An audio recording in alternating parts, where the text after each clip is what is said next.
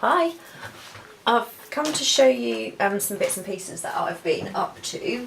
I showed you in a previous video my planner and the tabs, the dividers that I'd made, having seen MrsCogs planner journals. Now obviously this is still used as a planner, so all the original planner papers are in there, and I thought other people probably would still like to use their original planner pages with the diaries, etc., and the notebooks. So there's a little bit of a tutorial, but I also thought I'd show you some of the things that I've made.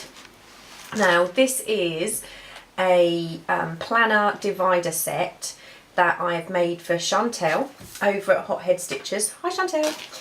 So I just thought I'd give you a quick flick through of the kit that I made her, to kind of put my own little spin on the awesome work that MrsCog does. I've made this, I'm not sure what you'd call it, dashboard I suppose. It's not a shaker dashboard, and there are some oak leaf samples in there.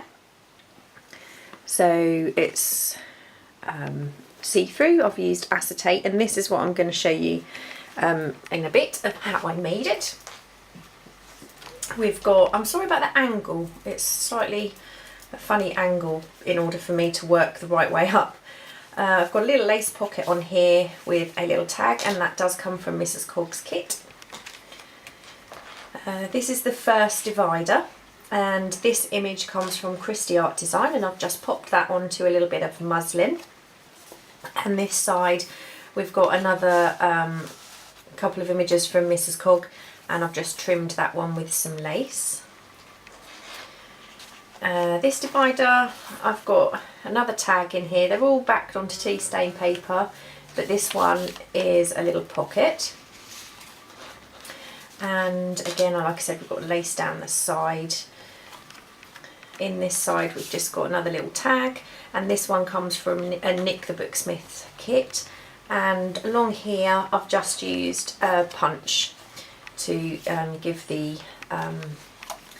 pocket a bit of an edge. So another image with a little pocket sewn on that side, and another one here. And this again is a pocket. I've just stapled a little bit of lace on here. So this is another little stamped edge pocket with an image. Sorry, my phone's doing a restore at the moment, so it's making some funny noises. It is on silent. This one, I used a larger piece of paper, and I've turned this into a pocket page.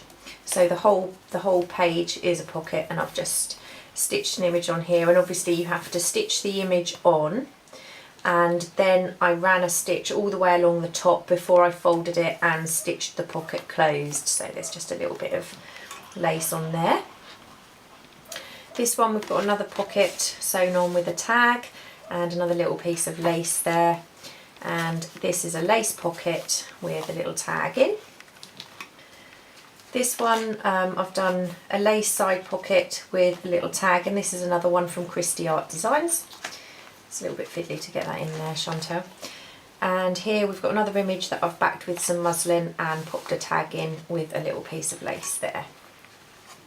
This one is a double pocket, so we've got the lace pocket at the bottom with a tag, and then the pocket at the top we have just a little booklet popped in there.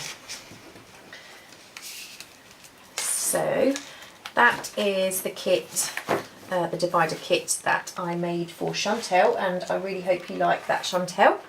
So I'm going to pop that in some happy mail for her. This one is made from a Tim Holtz paper pack that I got, and this one, the dashboard, I think you can see that, hope you can. I've used these are French stamps and some vintage tickets, and obviously what I've done is I've just popped a tiny bit of glue to hold the stamps together and the tickets together, so you can see that both sides. Now these will move around, they're not going to stay in the same place. They shouldn't move too far, but they will move. This one, I've got a little image here, and the images for this I got from, I think it's StacyBeltz. I will put a link down below, but I'm not 100% sure of the name of the shop. But gorgeous vintage travel images. And this again was from the kit. All of them are from the same kit, so I will definitely pop that link down below. And there's a gorgeous image here. I've got a little tiny pocket, lace pocket here, and inside are 2 tiny pieces of vintage ephemera that came from the same kit. And Washington Arch, and again some vintage travellers, little image in there. Gorgeous boat image that I've sewn onto that page, divider. And in here again, this comes from the kit, another vintage postcard. Everything's been backed onto tea stain paper, so it can all be written onto. That pops out there.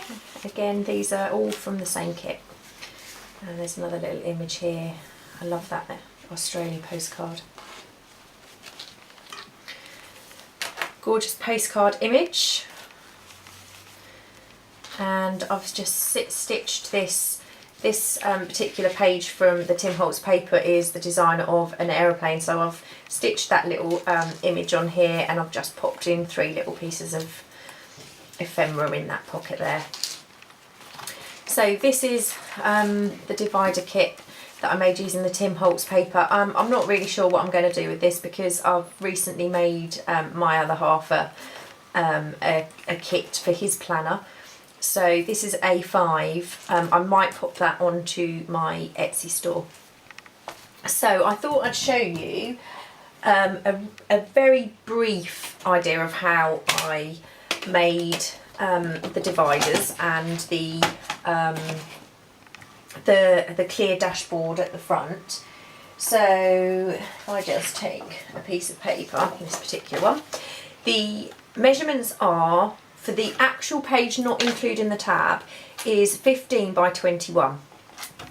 So I make that 15 by 21. That's not gone through. So that is the basic size of the divider page. So then what you need to do is make your little tab. Now I've cut out some ready, however they seem to have disappeared. So I made them 4 centimetres. I go 4 centimetres. And that is the kind of the width. And then I made it 3 centimetres deep. So then, using the corner punch, so it's fairly simple. I lined all the pages up, and then just roughly lined these up. They just slightly overlap, so you can get all 6, because most of the packs have 6 dividers in. So they just slightly overlap, and you would stagger them as you go down. Then what I did was I put a tiny amount of glue along here, and I call tiny amount of glue, and then popped that into place with a very small amount overlapping, just about 1 centimetre probably.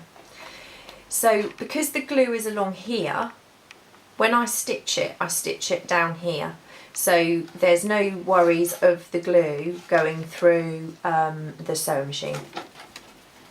So that is how I added all of the tabs. Now some of them I would pop lace over or a pocket over. I actually, especially on this particular paper pack, I actually quite like the design.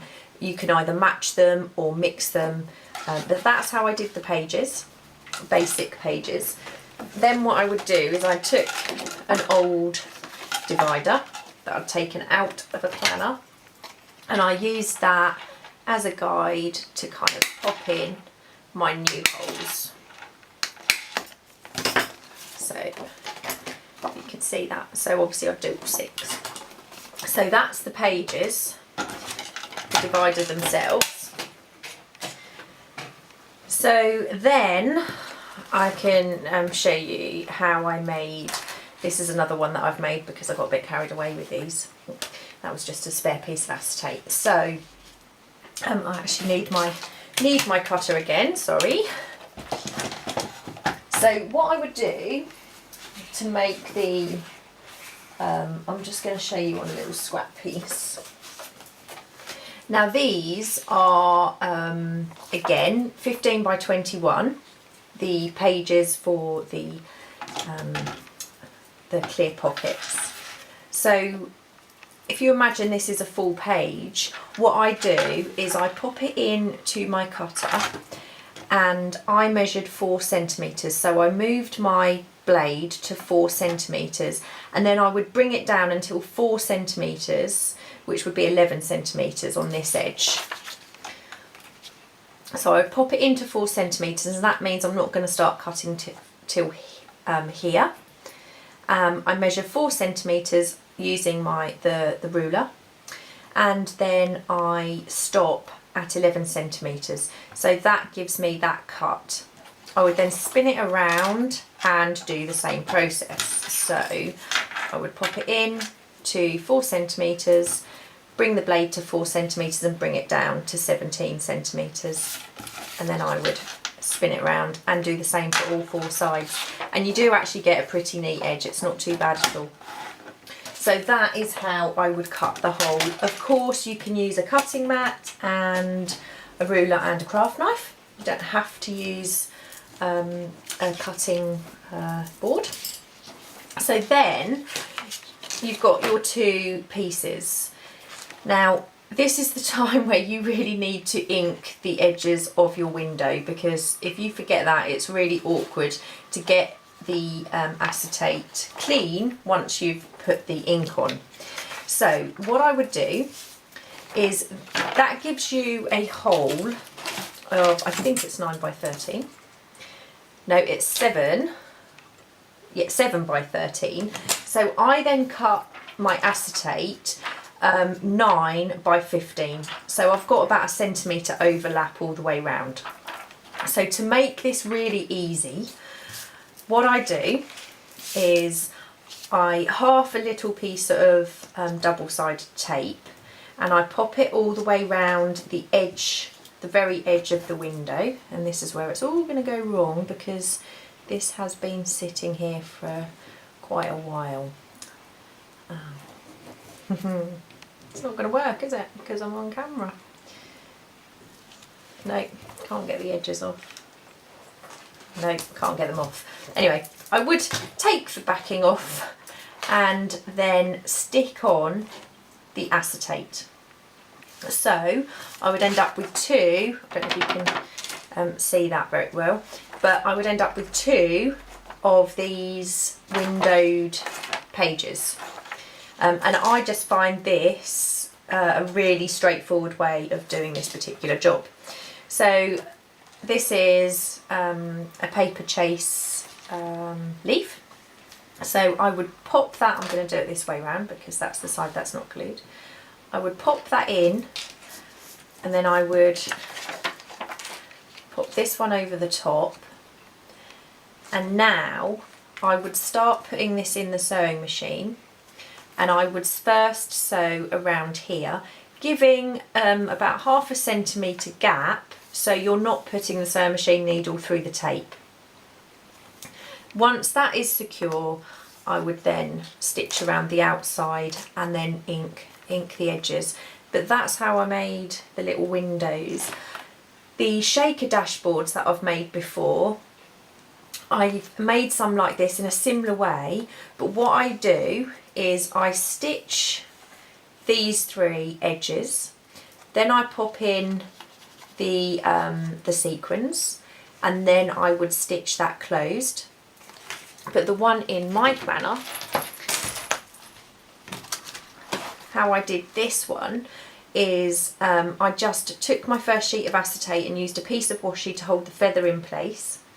I then stitched these 3 edges and popped the sequins in, and then I sewed the top shut. So that's just complete acetate. You don't have to use sequins in these. You can use the skeleton leaves, you could use images. My other half has one of these and his has a sticker inside it, so double-sided, so you can just see an image both sides. So that's that. I think that's all I've got to show you, but I just wanted to say thank you for stopping by and watching, and I hope you found it useful, even though I can't get the back off my tape. It does usually work, but it just gives you that little bit of you can move things around a little bit because the acetate is stuck. Oh, the other thing that I was going to show you is the other way you could do this, and it's nowhere to be seen. Oh, I've got some acetate, printable acetate, because you could also use a printed acetate image in the back here, but you do have to use printable acetate. You can't use normal acetate. Oh, where has it gone? No, it's nowhere, but I can show you what the printable acetate looks like. It's you get about 5 sheets for £3, and it comes in a sheet like this. And to make it really easy to go through the printer, the acetate is already no, that's the label. Do you ever get a feeling it's just going to be one of those days? Now it's stuck. I just should give up now. Okay, so this is the sheet, and it has the kind of tracing paper backing on. So you would feed it through your printer with the tape edge down. And like I said, this is a specialist acetate because you can't pop normal acetate through your printer, it will mess up your print heads. But this stuff is, it's very nice, but it is expensive. But you could always print an image, and I have a sheet printed ready to try, however, I can't find it. You could have a printed image inside, so it could be printed onto the acetate. And I've done some little tags as well, which of course are with the acetate. But that's it, so I'll let you get on, and thanks again for watching. I hope you found it useful, and I'll speak to you soon. Bye!